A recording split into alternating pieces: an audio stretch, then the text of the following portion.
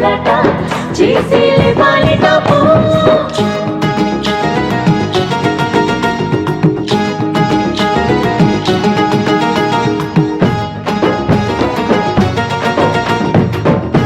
అందరికీ నమస్కారం అండి.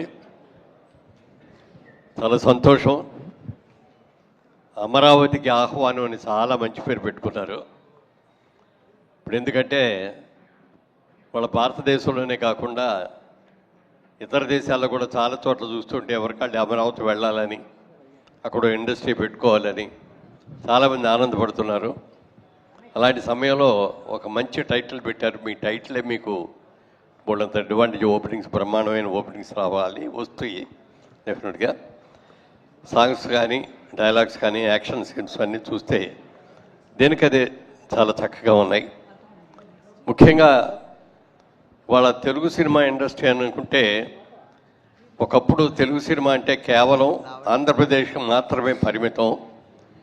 ఇవాళ తెలుగు సినిమా అంటే భారతదేశం మొత్తానికే కాదు, ప్రపంచం మొత్తానికి కూడా వాళ్ళు పాపులర్ అయిపోయింది తెలుగు సినిమా అనేది.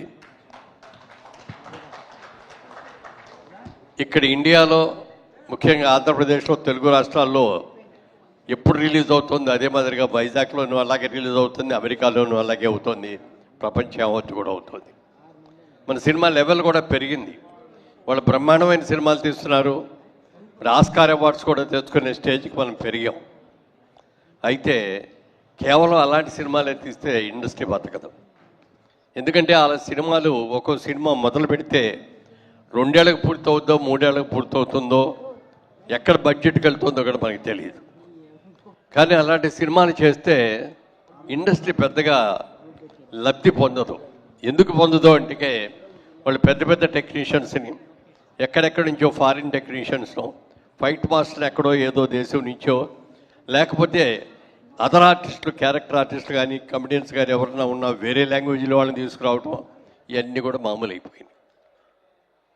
ఈ భారీ చిత్రాల మూలంగా జూనియర్ ఆర్టిస్ట్కి కొంతవరకు లబ్ధి జరుగుతుందేమో, కానీ ఈ ఇండస్ట్రీని నమ్ముకొని హైదరాబాద్లోనే, తెలుగు రాష్ట్రాల్లోనే ఉన్న వాళ్ళకి మాత్రం పెద్దగా హెల్ప్ జరగట్లా. అలా హెల్ప్ జరగాలి అంటే చిన్న సినిమాలు ఎక్కువ రావాలి. చిన్న సినిమాల్లోనే ఆర్టిస్టులకి అందరికీ కూడా వేషాలు వేసుకోవడానికి కానీ, వర్క్ చేయడానికి కానీ, ఇప్పుడు కెమెరా టెక్నీషియన్స్ కానీ, డాన్స్ మాస్టర్స్ కానీ, ఫైట్ మాస్టర్స్ కానీ అందరూ కూడా లోకల్గా ఉన్న వాళ్ళందరికీ కూడా పని జరగాలి అంటే చిన్న చిన్న సినిమాలు చాలా రావాల్సిన అవసరం ఉంది.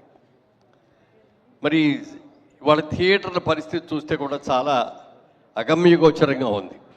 పెద్ద సినిమాలేమో వారం రోజుల్లో ఎన్నో షోస్ వేసేసి వాళ్ళు వెళ్ళిపోతున్నారు. కానీ సినిమా థియేటరు నెక్స్ట్ వీక్లో ఏమిటి సినిమా అంటే కూడా దొరకని పరిస్థితి వస్తుంది. అలా కాకుండా ఇలాంటి చిన్న సినిమాలు రావాలని, సక్సెస్ఫుల్గా ఆడాలని మనస్ఫూర్తిగా కోరుకుంటున్నాం.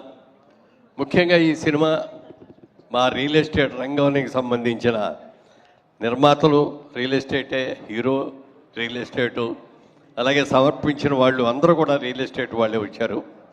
మా సోదరులందరూ కలిసి తీస్తున్న ఈ సినిమా మంచి హిట్ కావాలని మనస్ఫూర్తిగా శంకర్రావు గారికి, అందరికీ కూడా, ప్రతి ఒక్కరికి కూడా పేరు పేరున హృదయపూర్వకంగా అభినందనలు తెలియజేస్తూ ఈ సినిమా హిట్ అవ్వాలని మనస్ఫూర్తిగా కోరుకుంటాను. Thank you. సార్ మీరు సార్ ఒక స్మాల్ క్వశ్చన్ అమరావతికి మిమ్మల్ని ఆహ్వానిస్తే అంత డేంజర్ ప్లేస్కి ఫిల్మ్ ఇండస్ట్రీలో ఎవరితో వెళ్తారు సార్? చెప్పండి సార్. అమరావతికి ఫిల్మ్ ఇండస్ట్రీలో ఎవరితో వెళ్తారు? చాలా స్కేరీ ప్లేస్ కదా. సో ఇండస్ట్రీ నుంచి ఎవరిని తీసుకెళ్తారు? ఎవరైనా మంచి హీరోయిన్ దొరికితే హీరోయిన్ తీసుకొని వెళ్తాం. మీ మోస్ట్ ఫేవరెట్ హీరోయిన్ పేరు ఏంటి సార్? మోస్ట్ ఫేవరెట్ హీరోయిన్ పేరు? అందరూ most heroines sir. Safe answer sir. అలా ఉండరు, మోస్ట్ అనేది ఎవరికి ఉండదు. Okay sir, thank you sir. Thank you. మీరు ఉండండి. నేను అంకుల్ మాట్లాడుతుంటే వెళ్ళిపోతుంటే ఎందుకు వచ్చానంటే పైకి, మనందరికీ తెలుసు మనందరి మనిషి, మంచి మనిషి, అజాత శత్రువు అని పేరుంది తెలుగు సినిమా ఇండస్ట్రీలో. అలాంటి వ్యక్తి ఈ మధ్యే పద్మశ్రీ పురస్కారం పొందారు. నాకు తెలిసి అది వచ్చిన తర్వాత ఫస్ట్ టైం అనుకుంటా ఈ డయాస్ షేర్ చేసుకోవటం. అందుకని మనం అందరం కూడాను వారికి పద్మశ్రీ వచ్చినందుకు ఒకసారి అందరు లేచి క్లాప్స్ తోటి అని హానర్ చేద్దాం.